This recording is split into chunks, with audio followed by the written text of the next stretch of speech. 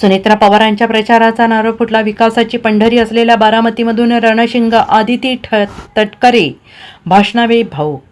बारामती लोकसभा मतदारसंघाच्या महायुतीच्या उमेदवार सुनेत्रा पवार यांच्या प्रचाराचा नारळ आज भावनिक वातावरणात फोडला गेला आणि यावेळी मारुतीरायाचे दर्शन घेऊन प्रचाराचा नारळ फोडण्यात आला. यावेळी जय पवार, ऋतुजा पवार, मंत्री आदिती तटकरे, सना मलिक, सरोज अहिरे, ज्योती मेटे, अंकिता पाटील, आमदार सुनील शेळके, सचिन पाटील, वीरधवल जगदाळे, मंत्री संजय बनसोडे यांच्यासह महायुतीचे अनेक दिग्गज नेते उपस्थित होते.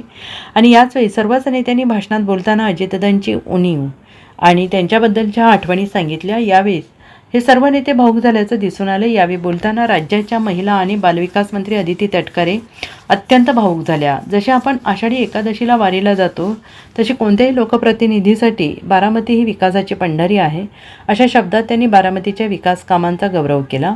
आदिती तटकरे पुढे म्हणाले की अजितदादा जेव्हा निवडणुकीला सामोरं जायचे तेव्हा ते इथे मारुतीरायाचे दर्शन घ्यायचे. 24 फेब्रुवारीला जिल्हा परिषद निवडणुकीची शेवटची सभा दादांनी याच ठिकाणी घेतली होती.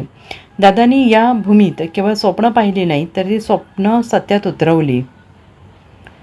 त्यांनी आमच्यासारखे अनेक कार्यकर्ते तयार केले. दादा ही केवळ एक व्यक्ती नाही तर तो एक विचार आहे. भाषणादरम्यान सुनेत्रा पवार यांच्या भूमिकेचं कौतुक करताना आदिती तटकरे यांचे डोळे पाणावले. दादानंतर सर्व काही बाजूला ठेवून सुनेत्रा वहिनी खंबीरपणे उभ्या राहिल्या हे बारामतीकर कधी विसरणार नाहीत. दादा 6 वेळा उपमुख्यमंत्री झाले. आम्ही त्यांना त्या खुर्चीवर पाहिलं आहे, पण आता भविष्यकाळात सुनेत्रा वहिनींनी दादांचे मुख्यमंत्रीपदाचे स्वप्न पूर्ण करावे अशी इच्छा त्यांनी व्यक्त केली. तसेच बारामतीच्या लाडक्या बहिणी सुनेत्रा वहिनींना प्रचंड मताधिक्याने निवडून आणतील असा विश्वास त्यांनी व्यक्त केला आहे. सगळ्या कार्यकर्त्यांचं नेहमी एक स्वप्न राहिलं, आम्हाला दादांना मुख्यमंत्री म्हणून पाहायचं होतं. आमच्या सगळ्यांची ती इच्छा होती. हे आमच्या सगळ्यांचं दुर्दैव असेल, कदाचित राज्य म्हणून सुद्धा दुर्दैवी असू शकतं की दादांसारखा मुख्यमंत्री हा कधी लागू शकला नाही. पण मला खात्री आहे